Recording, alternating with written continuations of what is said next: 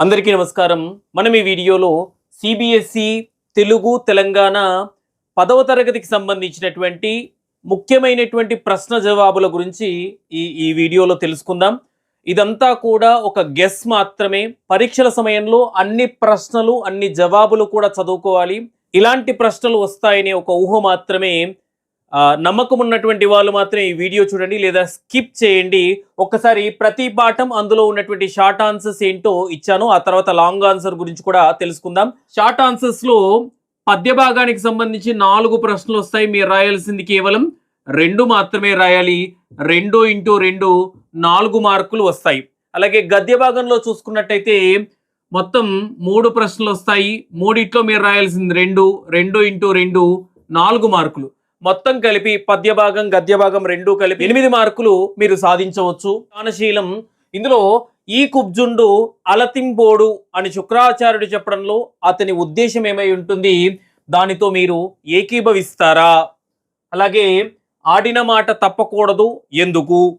నగర గీతంలో చూసుకున్నట్టయితే అలిశెట్టి ప్రభాకర్ గారి గురించి రాయండి. కవికి సంబంధించినటువంటి ప్రశ్న ఏదైనా ఒకటి అడిగే అవకాశం ఉంటుంది.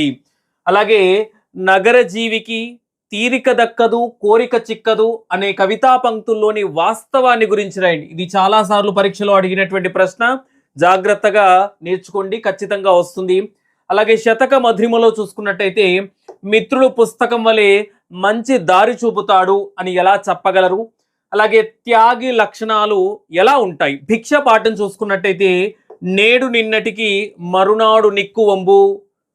ఈ మాటలు ఎవరు ఎవరితో అన్నారు, ఏ సందర్భంలో అన్నారు, వీటి ఆంతర్యం ఏమిటో వివరించండి. అలాగే చివరి ప్రశ్న పద్య భాగంలో ఆకలి వల్ల వ్యాసుడు కాశీనగరాన్ని శపించాలనుకున్నాడు కదా, ఆకలి మనిషి విచక్షణను నశింపజేస్తుంది అనే దాని గురించి వివరించండి. ఈ పద్య భాగానికి సంబంధించినటువంటి ప్రశ్నలు. మరొకసారి 4 ప్రశ్నలు ఇస్తారు షార్ట్ ఆన్సర్స్. మీరు మాత్రం 2 రాయాలి. బాగా వచ్చింది ముందుగా రాయండి. అలాగే గద్య భాగం చూసుకున్నట్టయితే ఎవరి భాష వాళ్లకు వినసొంపు. ఈ పాఠంలో సామల సదాశివ గారి రచనా శైలి. కవికి సంబంధించినటువంటి ప్రశ్న ఏవైనా ఒకటి అడుగుతారు ఖచ్చితంగా. అందుకే ఇక్కడ నగర గీతంలో అలాగే ఎవరి భాషకు సంబంధించినటువంటి కవి పరిచయాలు ఇచ్చాను.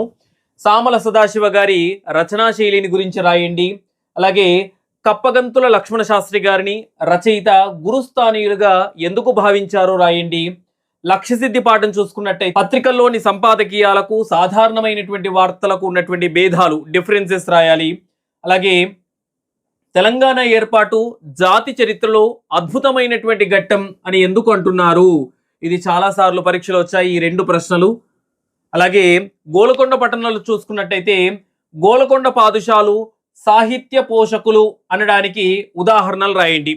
నాటి కాలంలో కూడా తెలుగు భాష ఉచ్చస్థితిలో ఉండని ఎలా తెలపగలవు? దీనికి సిమిలర్గా ఉంటుంది ఆన్సర్. అలాగే తెలంగాణము ఈజిప్టు వలె ప్రపంచపు అంగడి అనడానికి గల కారణాలు రాయండి. చివరిది ఈనాడు పట్టణాల్లో అధిక జనాభా అవ్వడం వలన కలిగేటటువంటి ఇబ్బందులు. ఇది జనరల్ గా రాసేటటువంటి ఆన్సర్. పట్టణాల్లో ఉంటున్నటువంటి వాళ్ళు ఉన్నారు, పట్టణాలు చూసినటువంటి వాళ్ళు ఉన్నారు. ఎలాంటి అసౌకర్యాలు పట్టణాల్లో ఉన్నాయి కాస్త ఊహించి రాసినా సరిపోతుంది. పాయింట్ వైజ్ గా రాయండి, ఇలాంటి ఆన్సర్స్ వస్తాయి. పద్య భాగం గద్య భాగంలో ఉన్నటువంటి పెద్ద ప్రశ్న జవాబులు చూద్దాం.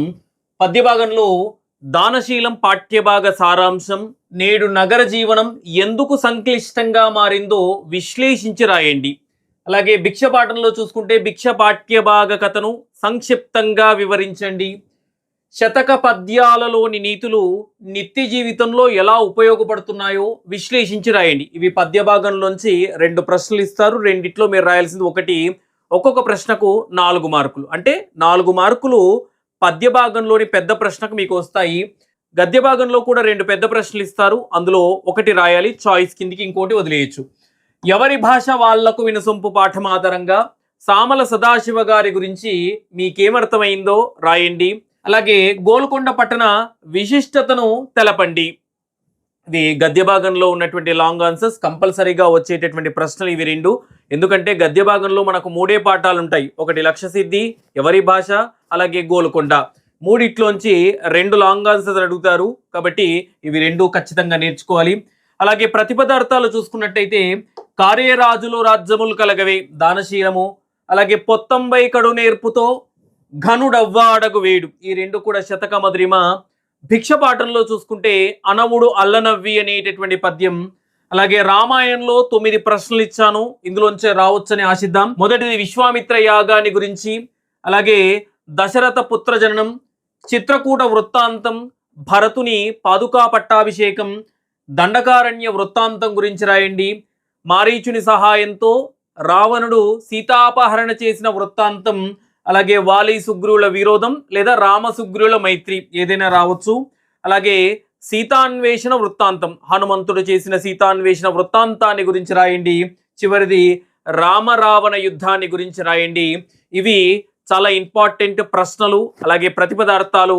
అందరికీ ధన్యవాదాలు.